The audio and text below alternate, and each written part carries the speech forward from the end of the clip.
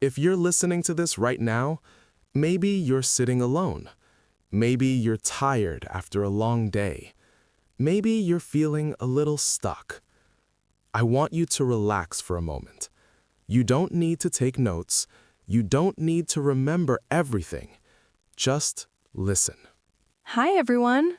Mr. B, I feel like today's topic is very personal. It is, because today we're talking about something many English learners never say out loud: confidence. Not confidence on Instagram, not confidence in motivational quotes, but real confidence. The kind you need when your voice shakes, when your mind goes blank, and you still choose to speak. That happens to me more often than I want to admit. And that's exactly why today matters. Topic 1. Feeling insecure, the moment before you speak. Mr. B, can I describe something? Go ahead. There's a moment right before I speak English, just a few seconds. My heart beats faster, my mouth feels dry, and my head says, "Don't speak, just stay quiet." That moment, every English learner knows it. That feeling is called insecurity. It feels like fear, but also shame. Yes, and people don't talk about it enough. People say things like, "I feel insecure when I speak English. I'm scared my accent sounds bad. I know the answer, but I don't want to say it. I'm afraid people will think I'm stupid." That last one hurts. Because it feels real. But let me tell you something very honestly. Most people are not listening to your English carefully.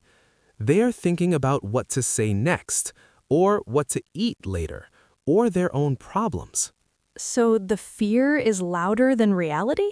Much louder. And here's the important part. Feeling insecure does not mean you're weak. It means you care. It means you want to do well. Small real-life story. I once had a learner who always knew the answer, but never raised his hand. One day I asked him, "Why don't you speak?" He said, "I'm scared I'll say something wrong." So I told him, "Say one sentence. That's all." He spoke. His grammar was wrong. His accent was strong. Nothing happened. After class, he said, "I thought something bad would happen." But nothing did. Exactly. That's insecurity, a scary story your mind tells you. A quick tip. The fear is always worse. Try speaking just once, even when you're scared. Topic 2. Comparing yourself to others, the silent confidence thief. Mr. B, I think insecurity becomes worse when I compare myself. That's very true. When I hear someone speak English fluently, I immediately think, I'll never be like that. Many learners think this, but don't say it. They say things like, "Everyone is better than me. I'm too slow. I started too late. I feel left behind." I feel left behind describes me perfectly. Let me ask you something gently. Did you speak English comfortably 5 years ago? No, I was afraid of even simple sentences. And now? Now I can listen to podcasts like this. I can understand most of it. That's growth, but comparison hides it from you. Small real-life story. I once taught 2 students. One studied English since childhood. One started at 30. The second one kept saying, "I'm so bad compared to her." I asked him, "Are you running the same race?" He said, "No." Because their starting points were different. Exactly.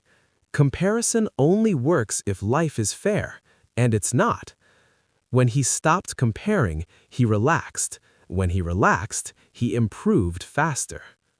Topic 3. The way you talk to yourself when no one's listening.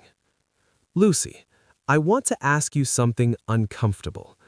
When you make a mistake in English, what do you say to yourself? I usually say, "Why am I so bad at this?"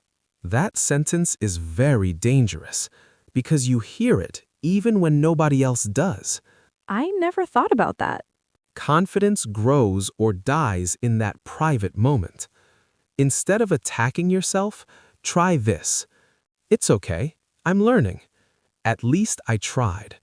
This is how progress feels. I didn't quit. That sounds like talking to a friend. Exactly. But you rarely talk to yourself like a friend. Small real-life story. I once listened to my old English recordings. I cringed. I hated them. But instead of deleting them, I said, this was my level then. A year later, I listened again. I smiled. Because you improved? Yes, but improvement only happens if you don't quit on yourself. Topic 4. Small wins. The confidence you don't notice. Sometimes I feel like I'm not moving forward at all. That's because you're waiting for big moments, but confidence grows quietly. Small wins are things like, I understood today's lesson. I spoke one sentence. I didn't freeze. I showed up. I usually don't count those. But your brain does. Small real-life story.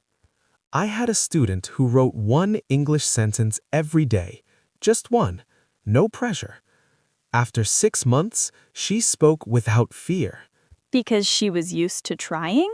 Yes, confidence comes from repetition, not talent. Topic 5. Speak before you feel ready. This is the truth. So when will I finally feel confident?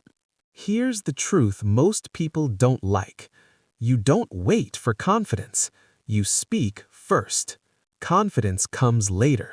That sounds scary. It is, but waiting doesn't work. Small real-life story. I once met 2 learners. One said, I'll speak when I'm ready. 10 years later, he was still waiting. Another said, I'll speak even if I'm wrong. After 1 year, she was confident. So confidence is the result, not the starting point. Exactly. If you remember only one thing today, remember this. You don't need perfect English to speak. You need courage. Thank you so much for listening to us today. We really appreciate you spending your time here. Take care of yourself, study gently, and don't be too hard on yourself.